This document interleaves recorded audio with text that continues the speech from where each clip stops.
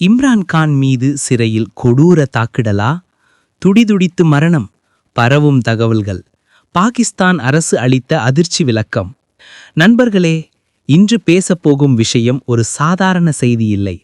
ஒரு முன்னாள் பிரதமரின் நிலை, ஒரு நாட்டின் அரசியல் அதிர்வு, சர்வதேச அளவில் விவாதத்தை கிளப்பிய ஒரு மிக கனமான, மிக நுணுக்கமான, மிக ஆபத்தான நிலைமை. இம்ரான் கான், பாகிஸ்தான் முன்னாள் பிரதமர், ஒரு உலகத் தலைவரின் இன்ஃப்ளூயன்ஸ் உடையவர், ஒரு நாட்டின் இளைஞர்களின் குரல். ஆனால் இன்று அவர் இருக்கும் இடம் என்ன? ஏன் இப்படி பெரிய பேச்சு? ஏன் இவ்வளவு வதந்திகள்? கடந்த 2 நாட்களாக பாகிஸ்தான் மட்டுமல்ல, உலகம் முழுவதும் ஒரே ஒரு கேள்வி: இம்ரான் கான் உயிருடன் உள்ளாரா? சிறையில் அவர் மீது கொடூர தாக்குதல் நடந்ததா? மரணம் நடந்திருச்சா? உடல் ரகசியமாக அகற்றப்பட்டதா? அவரது குடும்பத்தினருக்கு கூட சந்திக்க அனுமதி இல்லாதது ஏன்? இது சாதாரண அரசியல் துரோகம்தானா, அல்லது ஒரு அட்டகாசமான அதிகார விளையாட்டா? இவையெல்லாம் இணையம் முழுவதும் காட்டுத்தீ போல பரவி பாகிஸ்தான் அரசை உடனடியாக விளக்கமளிக்க வேண்டிய நிலைக்கு தள்ளியது. இந்த வீடியோவில் இம்ரான் கான் மீது பரவிய வதந்திகள் என்ன? உண்மையில் சிறையில் என்ன நடந்தது? பாகிஸ்தான் அரசு என்ன சொல்கிறது? அவரது குடும்பம், சகோதரிகள் ஏன் கண்ணீருடன் அழுகிறார்கள்? பிடிஐ கட்சி ஏன் மனித உரிமை மீறல் என்று கத்துகிறது? அரசியல் பின்னணி என்ன? இவரை நாட்டை விட்டு வெளியேற சொல்றாங்கன்னு ஏன் குற்றச்சாட்டு? இந்த சம்பவம் பாகிஸ்தானின் எதிர்காலத்தை எப்படி மாற்றும்? கடைசி வரை இருங்க நண்பர்களே. இந்த விஷயம் சாதாரண சென்சேஷனல் டாபிக் இல்ல. இது ஒரு நாட்டின் அரசியல் இருளில் எடுத்து சொல்ல முடியாத ஆழமான கதையாக இருக்கிறது. இம்ரான் கான் வீழ்ச்சியிலிருந்து சிறை வரை. இம்ரான் கான் 2018 முதல் 2022 வரை பாகிஸ்தானின் 19வது பிரதமர். ஒரு பெரிய பாப்புலர் வேவை வைத்திருந்தவர். இளைஞர்கள், நடுத்தர மக்கள், சாதாரண குடிமக்கள் அவரை மாற்றத்தின் முகமாக பார்த்தனர். ஆனால் பாகிஸ்தானின் அரசியல் ஒரு தினமும் நிலையாக இருக்கும் சூழல் அல்ல. 2022இல் இவரது கூட்டணி கட்சிகள் ஒரே நேரத்தில் ஆதரவை வாபஸ் பெற்றதால் அவரது அரசு தகர்ந்தது.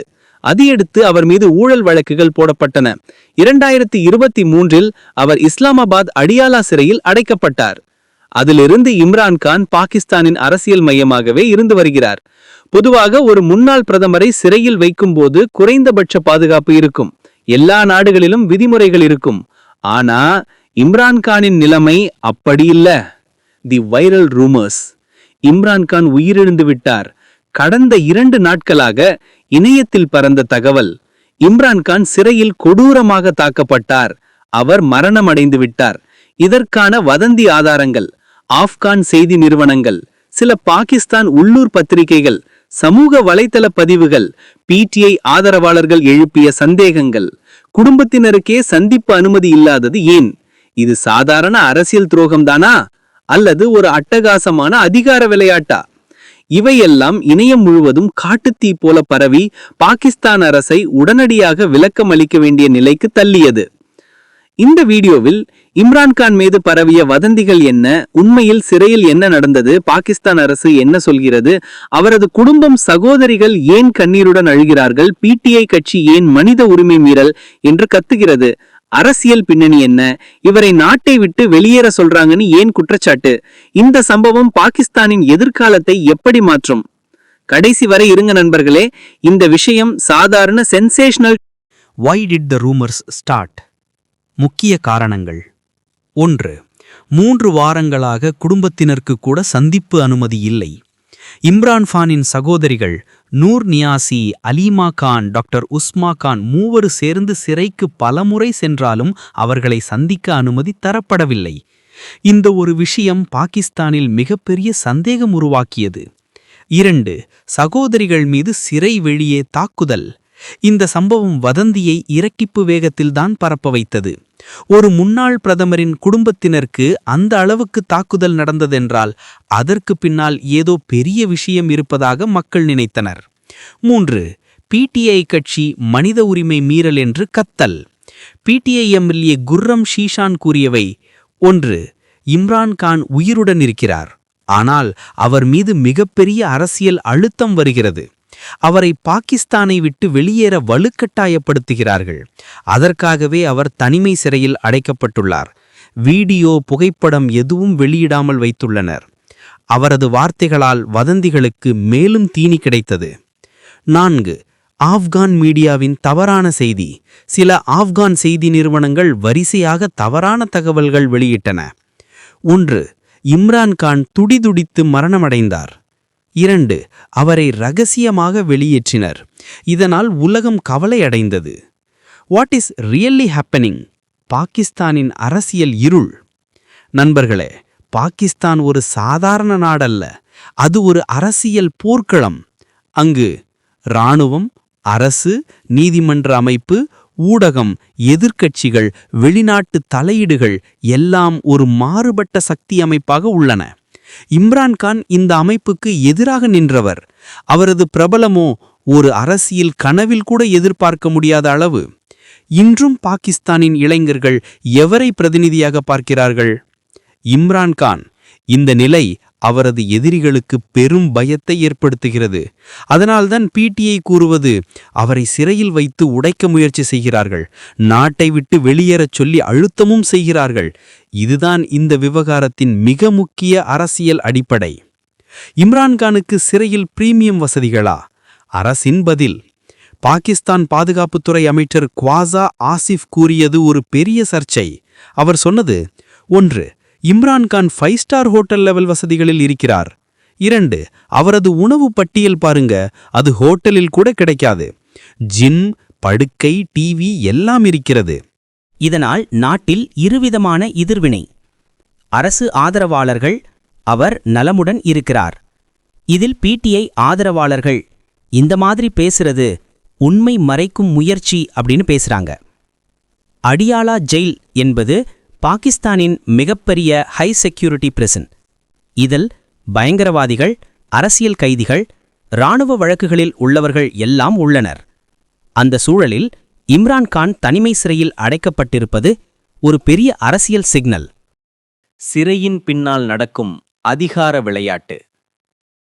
நண்பர்களே, இம்ரான்கானின் நிலையை ஒரு சாதாரண சிறை வழக்கு என்று பார்த்துட்டா இந்த கதையின் 10% கூட புரியாது.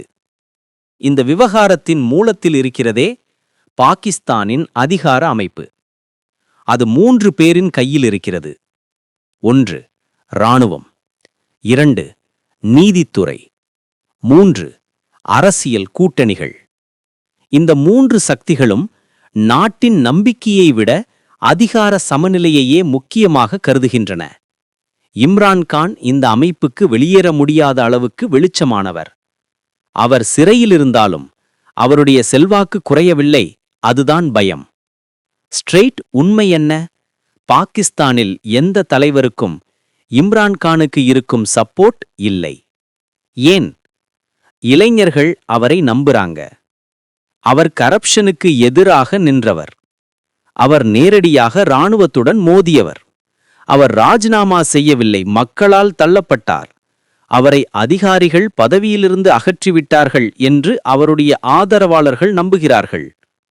இம்ரான்கான் சிறையில் இருந்தாலும் பிடிஐ கட்சியின் சப்போர்ட் மட்டும் குறைவில்லை. சில தருணங்களில் அது அதிகரித்து விடுகிறது. இதுதான் ஷெரீப் அரசுக்கும் இராணுவத்திற்கும் மிகப்பெரிய பொறுப்பில்லா நிலை. பிடிஐ எம்எல்ஏ குர்ரம் சீசான் அவரை நாட்டை விட்டு வெளியேறச் சொல்கிறார்கள் என்று கூறிய குற்றச்சாட்டு மிகவும் முக்கியமானது. அவர் சொன்னது, இம்ரான்கானுக்கு பாகிஸ்தானை விட்டு வெளியேற அழுத்தம் வருகிறது. அவர் அமைதியாக வெளிநாடு போவதை ஏற்றுக்கொண்டால் அவருக்கு பாதுகாப்பு தருவோம் என்று பேச்சு நடக்கிறது. அவர் வீடியோ வெளியிட அனுமதி இல்லை.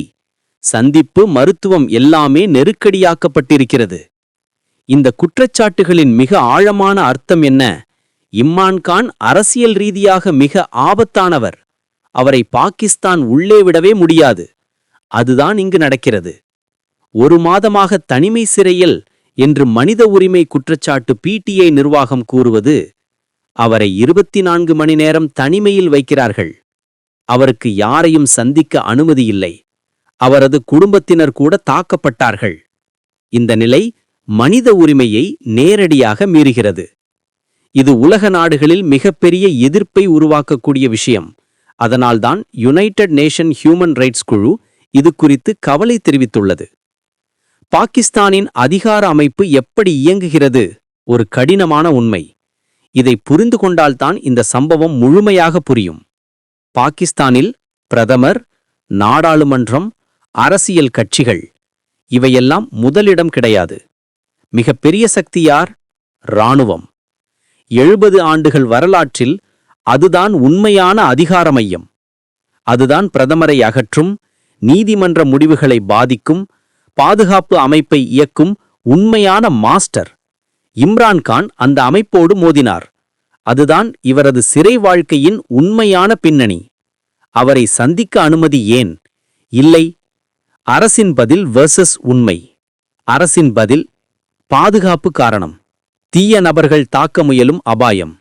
சிறை ஒழுங்கை காக்க வேண்டியது உண்மை. பல நிபுணர்களின் கருத்து. அவர் என்ன சொல்வார் என்று அரசு பயப்படுகிறது. வீடியோ வெளியானால் சக ஆதரவாளர்கள் எழுச்சி பெறுவார்கள். அவருடைய உடல்நிலை சரியில்லாததை மறைக்கிறார்களா என்ற சந்தேகம். இதில்தான் வதந்திகள் தீப்பிடித்தது. இம்ரான்கானின் சகோதரிகள் அங்கிருந்து வரும் கண்ணீர். நூர் நியாசி, அலீமா கான், டாக்டர் உஸ்மா கான். இந்த மூவர் 3 வாரங்களாக அவரை கூட சந்திக்க முடியாத நிலை. சிறை வெளியே அவர்கள் அழுகையுடன் கூறியது, எங்களுடைய சகோதரர் எங்கே? எப்படி இருக்கிறார்?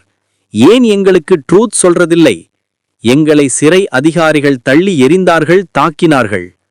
இந்த காட்சிகள் வதந்தி மேலும் அதிகரிக்க காரணமானது. மரணம் குறித்த வதந்தி எப்படி தீ போல பரவியது? இந்த சம்பவத்தில் 4 முக்கிய காரணங்கள் இருந்தன. 1. குடும்பத்திற்கு அனுமதி இல்லை. 2. வீடியோ புகைப்படம் இல்லை. 3. ஆப்கான் மீடியா தவறான செய்தி. 4. பிடிஐ கட்சியின் அமைதியற்ற அறிக்கைகள். இதெல்லாம் சேர்ந்து உலகம் நம்ப ஆரம்பித்தது, இம்ரான்கான் மரணம் நடந்திருக்கலாம் என்று. உண்மை, அவர் உயிருடன் இருக்கிறார். ஆம், பாகிஸ்தான் அரசு எத்தனை பொய் பேசினாலும் ஒரு விஷயம் உண்மையாகிவிட்டது. இம்ரான்கான் உயிருடன் இருக்கிறார். ஆனால் அவரின் நிலைமை அரசியல் ரீதியாக அதிகமாக பாதுகாப்பானது அல்ல. அவரின் எதிரி சக்திகள் அவரை தளர வைக்கும் முயற்சியில் இருக்கின்றனர். அதுதான் இங்குள்ள உண்மை. பாகிஸ்தானில் வரப்போகும் அதிர்வு. இந்த சம்பவம் பாகிஸ்தான் அரசியலில் ஒரு பெரிய வெடிப்பை ஏற்படுத்தும். ஏன்? 1. பிடிஐ கட்சி மீண்டும் தெருக்களை போராட்டம் நடத்தும். 2. சர்வதேச அமைப்புகள் ஹியூமன் ரைட்ஸ் இன்கொயரி தொடங்கும். 3. இராணுவம், அரசு மீது உலக நாடுகள் அழுத்தம் வரும். 4. இம்ரான்கான் சப்போர்ட் மேலும் உயர்ந்துவிடும். 5. அடுத்த தேர்தல் முன் இது பெரிய ஃபேக்டர் ஆகும். இம்ரான்கான் உயிருடன் உள்ளார். ஆனா அவரின் குரலை அவர்கள் மூட முயற்சி செய்கிறார்கள். அதை பாகிஸ்தான் மக்கள் அனுமதிப்பார்களா? அதுதான் சந்தேகம்.